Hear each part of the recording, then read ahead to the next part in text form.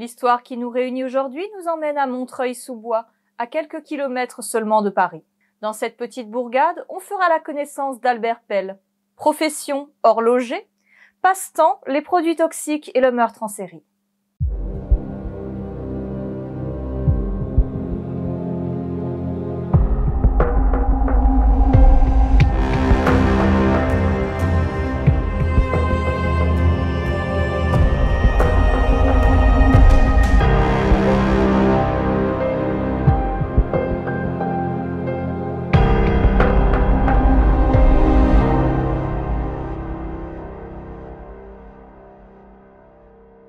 Tout commence le 12 juin 1849 dans la ville de Grand-Cœur en Savoie, où naît Albert Pell d'un père horloger et d'une mère commerçante.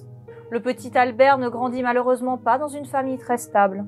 En effet, ses parents se séparent peu de temps après sa naissance, son père soupçonnant sa mère d'adultère. Après la séparation du couple, le jeune garçon restera en Savoie avec son père, qui en charge d'un petit commerce d'horlogerie pratiquait son métier sans grande passion. Sa mère, quant à elle, déménage à Paris et ouvre également un commerce. Il n'est pas question ici de montres et autres horloges, mais d'objets religieux. Beaucoup d'enfants auraient souffert d'être éloignés de leur mère, mais pas Albert. Il n'était pour autant pas très proche de son père non plus. Peu lui importe de vivre avec l'un ou l'autre, à vrai dire. Monsieur Pell avait un penchant certain pour la boisson et il lui arrivait régulièrement de rentrer ivre de la taverne à des heures très tardives. Albert, quant à lui, prenait un malin plaisir à voler occasionnellement quelques pièces dans la caisse du magasin, quand son père la laissait malencontreusement entr'ouverte. Il manifestait également un intérêt pour les bijoux, aussi modestes soient-ils. C'est en 1859, alors qu'il est âgé de 10 ans, qu'il reçoit la visite de son oncle, maître Flandin, avocat dans la région. Celui-ci reproche à son beau-frère son comportement avec l'alcool et, dans l'intérêt du garçon, propose de l'envoyer à Paris pour qu'il fasse des études. L'idée plaît beaucoup à Albert, qui n'était encore jamais sorti de sa région. Il est d'ailleurs vrai qu'à cette époque, beaucoup de gens ne quittaient jamais la région dans laquelle ils étaient nés. Alors quand cette opportunité se présente à lui, Albert la saisit sans la moindre hésitation. Aller vivre chez sa mère ne le dérangeait pas, et son père ne lui manquera pas. Il sera d'abord confié aux sœurs de Saint-Augustin et terminera son instruction chez les frères de Saint-Nicolas à Vaugirard, où il apprendra le métier d'horloger comme son père. Comme ça, à terme, il pourra reprendre le commerce de Saint-Maurice. Une vie toute tracée, sans grande place à l'improvisation, en somme. Sauf que la vie à la capitale plaît beaucoup à Albert et il ne compte pas retourner s'enterrer dans les montagnes de Savoie juste pour reprendre la boutique familiale. D'ailleurs, il n'a même pas de nouvelles de son père. Il faut dire qu'il ne lui en demande pas non plus. Dans les faits, ni l'un ni l'autre s'écrivent. À 16 ans, alors qu'il est apprenti dans l'horlogerie Leuriel et Maucolin, boulevard Saint-Michel, il vit toujours avec sa mère. Leur relation n'est pas toujours facile, surtout quand elle refuse de lui donner de l'argent. Elle tente de lui faire comprendre qu'il doit faire des économies afin de pouvoir s'installer et ouvrir un commerce plus tard. Mais que voulez-vous? Ces sages conseils ont bien du mal à se faire entendre. Devenu ensuite ouvrier, il travaillera dans 2 autres horlogeries parisiennes. Mais ce qui intéresse vraiment l'adolescent pour le moment, ce sont les filles. Et comment les impressionner avec sa maigreur et ses vêtements usés jusqu'à la corde? Dans l'état actuel des choses, même les filles les plus modestes le repoussaient. Après son travail, il tentait vainement sa chance avec de jeunes bonnes du même âge que lui qui promenaient des enfants ou qui faisaient les courses. Quand la fille acceptait la conversation, il se présentait sous son meilleur jour, quitte à s'inventer une vie, et il était très doué pour ça. Quoi de mieux que le mensonge pour combler ses lacunes personnelles?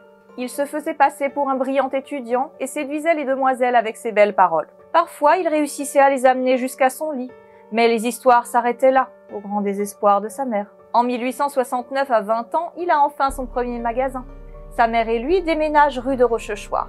L'horlogerie, c'est un métier, mais visiblement, ce n'est pas plus que ça. Le père n'était pas un grand passionné, et visiblement, ce n'est pas tellement différent pour le fils. Ce qui intéresse fortement Albert, et ça depuis plusieurs années, ce sont les produits toxiques. Il se vantait même auprès de ses conquêtes d'être à la recherche d'un poison qui ne laisserait aucune trace. Si votre rendez-vous galant vous fait part d'un tel passe-temps, je vous conseille de prendre vos distances rapidement.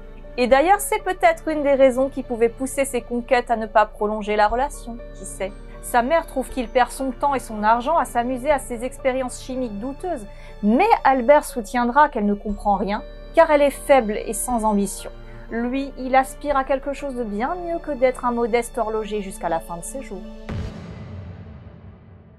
Cependant, Albert doit bien le reconnaître, c'est grâce au métier d'horloger et à la minutie que celui-ci lui a permis d'acquérir qu'il peut manipuler avec facilité tous les produits dangereux. Lorsqu'il est assis au café, il admire les femmes élégantes qui visitent les grandes maisons de mode, et il se rêve en dandy, portant à haute forme et un habit à la mode, allant au théâtre en voiture et dînant bien accompagné dans les restaurants les plus chics. Il envie tous ces gens pour qui, selon lui, la vie n'est qu'un enchaînement de plaisirs sans fin. Lui, il est condamné à la médiocrité. Après ses rêveries, son retour à la réalité consiste à écouter sa mère se plaindre continuellement, que ce soit de son commerce ou de son état de santé. S'il l'écoute, il deviendra comme elle, il en est persuadé. Et ça, il en était hors de question. Albert doit agir s'il veut avoir la vie dont il rêve. Maintenant. En 1870, la guerre franco-prussienne éclate. Albert, lui, est indifférent à ce conflit qui frappe à la porte de son pays. Tout lui glisse dessus, pour ainsi dire. Le service militaire n'est alors pas obligatoire. Pourquoi s'engager? Il continue son activité d'horloger pendant le siège de Paris. L'annexion de l'Alsace et de la Moselle ne l'émeut pas plus que ça. L'occupation de la France par les Allemands ne l'inquiète pas non plus. Tout ce qui l'intéresse, c'est de pouvoir enfin acheter du matériel de chimie haut de gamme avec l'argent qu'il a gagné. Sa chambre se transforme bientôt en laboratoire et il interdira à quiconque d'y entrer. En 1872, l'état de santé de sa mère se dégrade. Prise de coliques de plus en plus fréquentes, elle est forcée de s'aliter. Mais Albert reste froid, comme toujours. De toute façon, il n'est proche de personne et n'a quasiment pas d'amis. Un soir, en rentrant du travail, il retrouve la voisine, Sophie Reichenbach, au chevet de sa mère. En effet, les deux femmes sont devenues très proches depuis leur emménagement dans la rue. Celle-ci somme Albert de faire venir un médecin, mais il refuse, affirmant que c'est inutile. La voisine insiste, et Albert est contraint d'accepter. Sachant que cette vieille fille a la réputation d'être très bavarde dans le quartier, qui sait ce qu'elle pourrait raconter? Il ne manquerait plus qu'elle imagine qu'il aurait tenté de tuer sa mère. Le lendemain, mademoiselle Reichenbach revient pour rendre visite à son amie et la trouve endormie. Un tube de cachet se trouve sur la table de chevet. Albert lui assure qu'un médecin est venu et qu'il a dit qu'elle serait guérie demain. Sophie trouve malgré tout que son amie est encore plus pâle que d'habitude, mais soit. Si on lui a donné un traitement, il devrait faire effet sous peu. Un médecin serait effectivement venu, constatant des douleurs à l'estomac et une obstruction des voies respiratoires. Quand mademoiselle Reichenbach revient demander des nouvelles de madame Pell, c'est Albert qui lui ouvre la porte et lui annonce sans la moindre émotion qu'elle est décédée. Elle insiste pour la voir et se retrouve face au corps de son amie dont le visage traduit une fin douloureuse. Les médicaments qui étaient sur la table, par contre, ont disparu. Albert, agacé, essaie de pousser mademoiselle Reichenbach vers la sortie en insistant sur le fait qu'il n'a pas besoin d'aide pour la toilette mortuaire et il insistera aussi sur le fait qu'il ne veut voir personne à l'enterrement. La voisine trouve que tout est bizarre. Les circonstances de la mort, l'attitude du fils et surtout le désordre dans la pièce. Tous les tiroirs et l'armoire sont ouverts, leur contenu est éparpillé sur le sol comme s'ils avaient été fouillés. En effet, d'autres voisins et le concierge ont rapporté avoir entendu des bruits bizarres émanant de l'appartement des Pell au moment supposé de la mort de madame. Et c'est vrai, l'habitation a bien été fouillée. Albert se confiera à ce sujet à Eugène, un de ses rares amis avec qui il allait de temps en temps partager un verre et discuter un peu. En plus d'avoir tout vidé et décousu les ourlets des robes et des manteaux, il a été jusqu'à soulever les lattes du plancher pour voir s'il y avait de l'argent ou des objets de valeur cachés, mais il n'a rien trouvé. Beaucoup de peine pour aucun résultat. Quant à la mort de madame Pell, le médecin d'état civil la mettra sur le compte d'une bronchite chronique. Et même si les voisins parlent au sujet de cette étrange mort, Albert ne sera pas inquiété et touchera les 8000 francs d'héritage de sa mère. Cette somme déjà plutôt coquette sera dilapidée en quelques mois seulement. Et en 1873, c'est le père d'Albert qui décède. Épris de douleur et de tristesse, il se rend tout de suite à Saint-Maurice pour lui rendre un dernier hommage. Non, absolument pas. Il se rend effectivement tout de suite chez son père, mais c'est pour récupérer les 25 000 francs d'héritage que celui-ci lui a laissés. Et pour cette occasion importante, car ce n'est pas tous les jours qu'on va récupérer une grosse somme en héritage, il se présente avec un ruban rouge à sa boutonnière. La Légion d'honneur. De nombreuses personnes présentes à l'enterrement lui poseront des questions à ce sujet, ce à quoi il répondra qu'il est professeur d'histoire à la Sorbonne. Des mensonges. Rien que des mensonges. Par la suite, Albert Pell déménage plusieurs fois, et dans chaque quartier où il habite, il s'invente de nouvelles vies et s'octroie de nouvelles décorations fictives. Professeur de mathématiques, de rhétorique, organiste à l'église de la Trinité, Légion d'honneur, médaille de sauvetage, tout y passe. Tout le monde croit à ces histoires et tout se passe pour le mieux. Mais bien évidemment, ça ne pouvait pas se passer éternellement sans que surviennent un jour des problèmes. À ce moment-là, il habite rue Renoir à Passy. Albert avait acheté du mobilier et n'ayant pas l'argent pour le payer, c'est à monsieur Serin, l'un de ses anciens patrons, qu'il avait emprunté la somme. Ne voyant pas revenir l'argent qu'il avait prêté, il demande à nouveau à obtenir son remboursement, sans succès. C'est à bout de patience qu'il finit par lui envoyer un huissier. Albert, hors de lui lorsque l'huissier frappe à sa porte, s'arme d'un revolver et se rend chez Monsieur Serin pour le menacer. Ce dernier ne devait plus tellement l'être face à Pell le menaçant de son arme. Serin, je veux dire. Plutôt à raison. L'ancien patron trouve que le comportement d'Albert est très discutable et qu'il est probablement mentalement dérangé. Albert est alors arrêté par la police et après un examen psychique, on lui diagnostique un trouble délirant, ce qui le conduit à se faire interner 5 semaines à l'hôpital Sainte-Anne. À sa sortie, il finit par rembourser Monsieur Serin et visiblement lors de son séjour à l'asile, il a pu acquérir de nouvelles compétences puisqu'il se lance dans diverses affaires.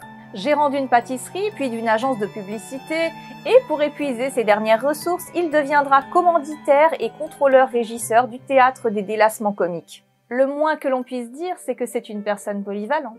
Avec tout ça, parce que ses affaires ne prennent pas, il finit couvert de dettes et doit donc emprunter de l'argent. Il séduira une vieille fille, mademoiselle Duplay, qui accepte de lui prêter 4000 francs, qui n'a bien entendu pas l'intention de rembourser. Ses créanciers le poursuivent, bien décidés à récupérer leur dû. Albert doit donc se mettre à l'abri pour un moment. Lui qui n'avait quasiment pas d'amis a pu compter sur la sympathie d'une de ses voisines, Madame Cuvillier, qui accepte de se faire passer pour sa tante afin de lui permettre de louer un modeste appartement rue d'Oudoville, en plus de déjà lui avoir prêté de l'argent. Il déménage encore une fois en 1879 et s'installe dans le quartier des Ternes, passage d'Oisy.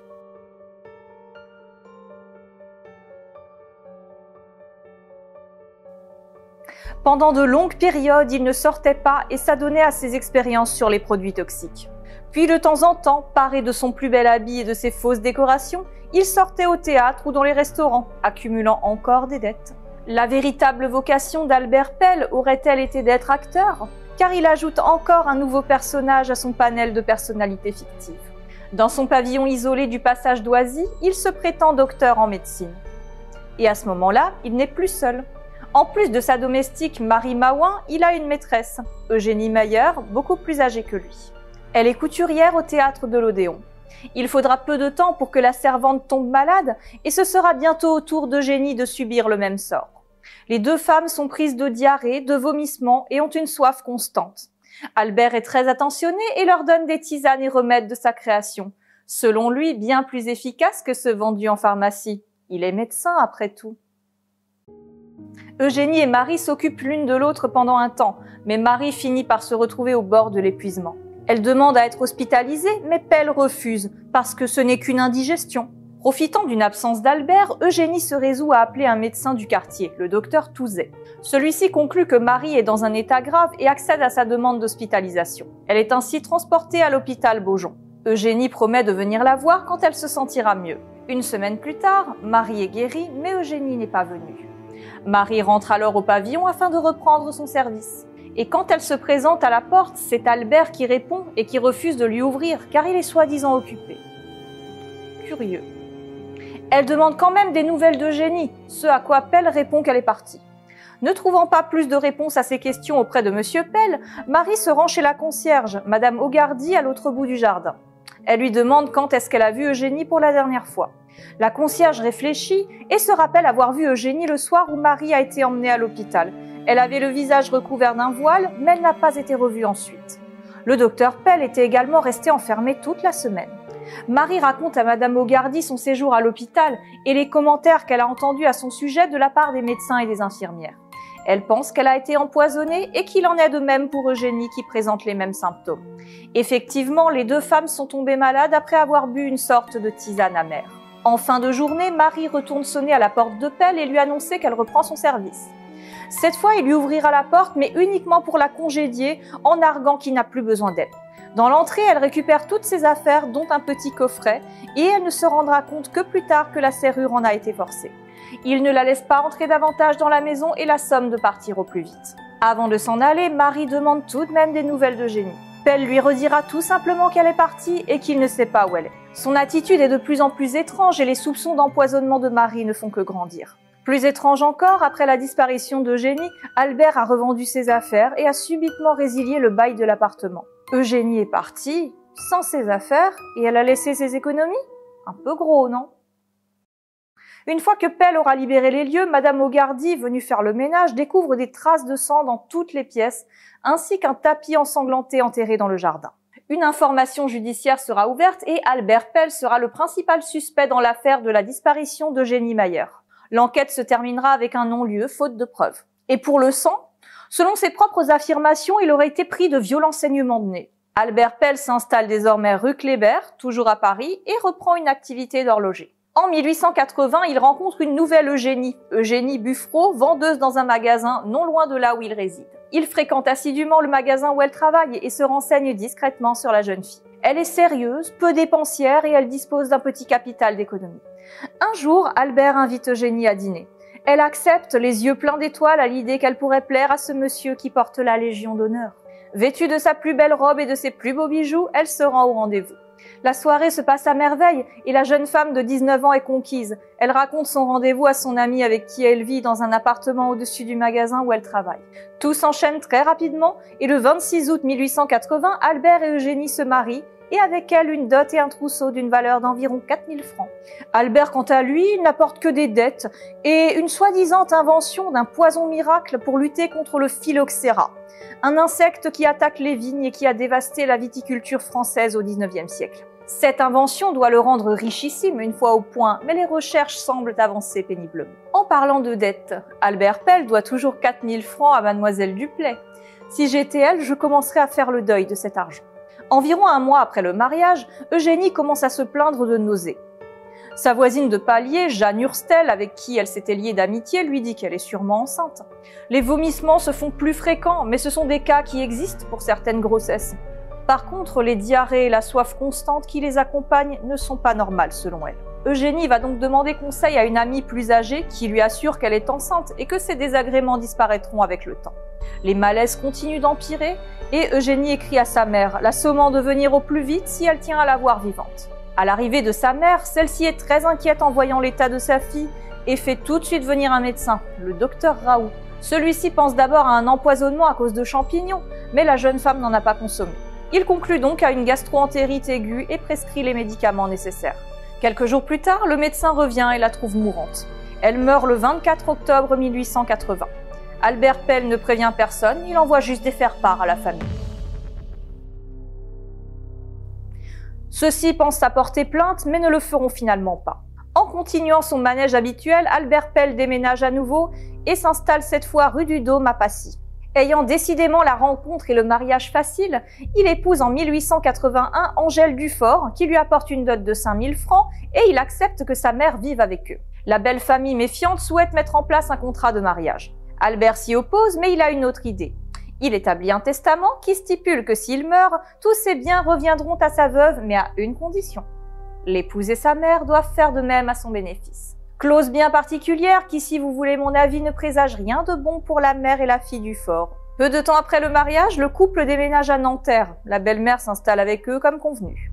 En parallèle de son activité d'horloger, il continue ses expériences sur les produits toxiques et travaille sur le phylloxéricide du docteur Pell pour tuer les insectes des vignes. Si vous ne vous y attendiez pas déjà, je vous le donne en mille. Madame Dufort et sa fille tombent malades, prise de colique. La mère attribuera la maladie à la présence de nombreux produits chimiques dans leur maison et décide de quitter le couple pour retourner s'installer à Paris. Grand bien lui en fasse car elle se rétablira et conseillera à sa fille de quitter son mari.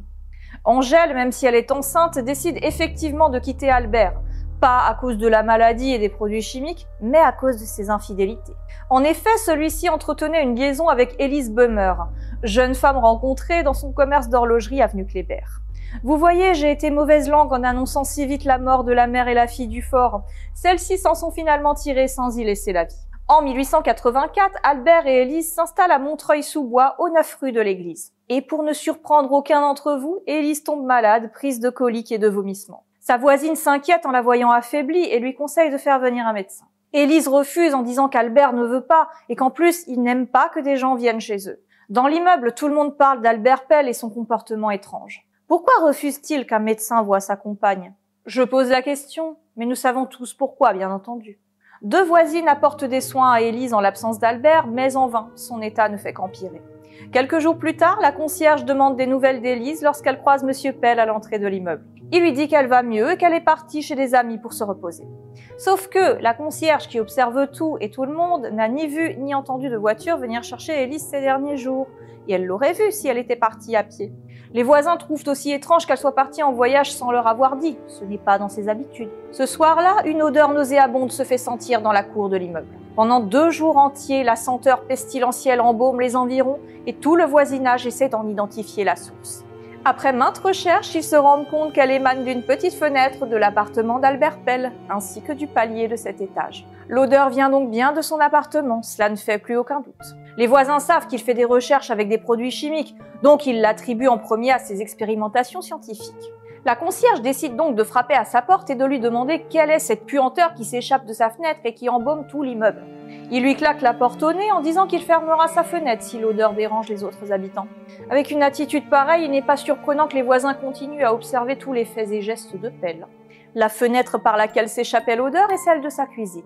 Le soir, avec la lumière, les voisins peuvent voir Albert s'y affairer et une épaisse fumée s'échappe du conduit de cheminée alors que pourtant nous sommes en plein été. Pell se rend rapidement compte que tout le monde l'observe, alors qu'à cela ne tienne. Il obstrue la fenêtre avec un grand tissu noir. C'est certain que c'est la meilleure manière pour ne pas attirer l'attention. Une fois la puanteur dissipée, le lendemain, une nouvelle odeur se fait sentir, celle du chlore. Le faisceau d'indices commence à se transformer en large route et c'en est trop pour les locataires. Ils organisent une réunion et décident de s'introduire chez Pell. N'ayant pas de double des clés, ils ont une autre idée. La voisine qui avait aidé Élise grimpe à une échelle et va regarder par l'une des fenêtres de l'appartement qui donne sur la cour. Elle constate que l'appartement est propre, mais qu'il y a un très gros tas de cendres devant le fourneau. Aurait-il brûlé quelque chose? Ou quelqu'un? Tous les habitants sont désormais convaincus qu'Albert Pell a tué Élise et a brûlé le corps dans son fourneau. Cependant, ils sont hésitants. De quoi auraient-ils l'air s'ils allaient voir la police alors qu'il s'agirait juste des résultats d'expériences chimiques? Il leur faut donc trouver davantage de preuves pour le faire inculper. La concierge croise Albert le lendemain. Elle lui demande des nouvelles de sa compagne. Et alors qu'elle pensait le coincer en jouant à un jeu d'interrogatoire où elle avait les cartes en main, il répond le plus simplement du monde qu'elle est morte. Déconcertée, prise de panique, la concierge se rue au commissariat de police pour tout raconter. La femme malade qui disparaît, l'odeur, le feu, le tas de cendres, le nettoyage au chlore. Le commissaire ne croit pas à l'histoire un peu folle de cette concierge qui doit décidément bien s'ennuyer à regarder passer les gens toute la journée. Mais par acquis de conscience professionnelle peut-être, il se rend quand même sur place. Il interroge tous les voisins qui racontent tous la même histoire, ce qui donne tout de suite plus de crédit au récit de la concierge. Albert Pell étant absent et un mandat n'étant pas nécessaire pour inspecter un appartement en 1884, le commissaire fait venir un serrurier afin d'ouvrir la porte. L'un des 2 agents de police qui accompagnent le commissaire trouve une scie couverte de sang et dans la cuisine, le tiroir du four est plein de cendres. Les agents restent sur place et interpellent Albert Pell lorsqu'il rentre du travail. Au commissariat, lors de son interrogatoire, Pell a réponse à tout et n'est pas hésitant même s'il se contredit. Il soutient que sa compagne l'a quitté et quand le commissaire lui demande pourquoi il a dit à la concierge qu'elle était morte, il lui dit qu'il a dit ça juste pour que cette commère le laisse tranquille. La police mène également son enquête au niveau des fiacres qui ont desservi la rue aux dates de la disparition d'Élise.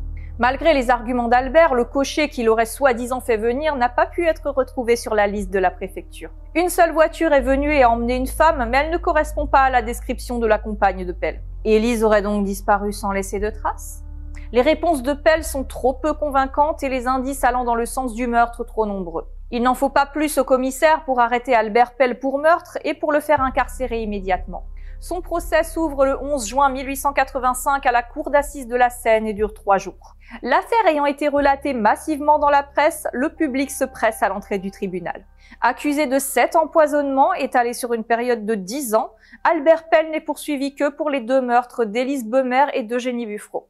Il clame son innocence et adopte un comportement nonchalant, malgré les preuves mises face à lui durant l'audience. Aucun avocat ne veut prendre sa défense, c'est une affaire perdue d'avance.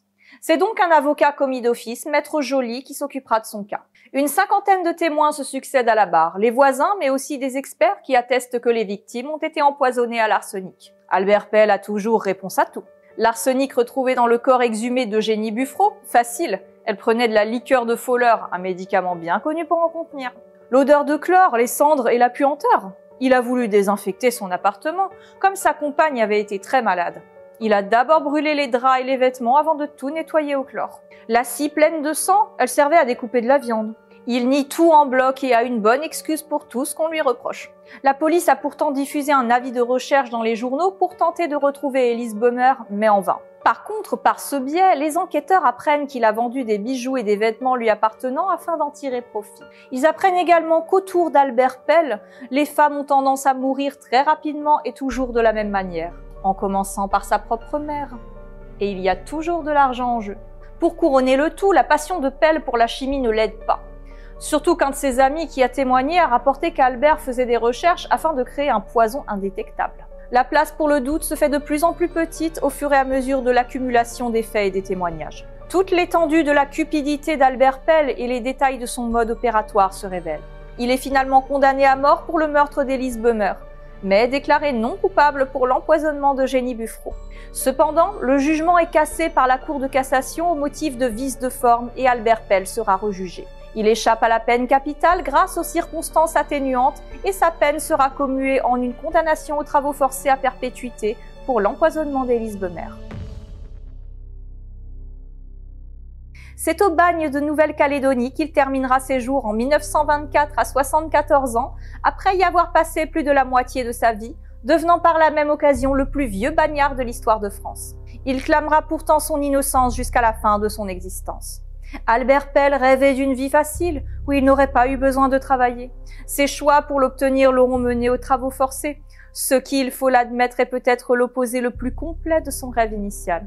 Si la façon de faire diffère sur quelques points, l'appât du gain, le mensonge, la séduction avec un physique ingrat ne sont pas sans rappeler Henri Désiré Landru, célèbre tueur en série français qui, quelques décennies plus tard seulement, défraiera à son tour la chronique et sera justement comparé à Albert Pell lors de son procès.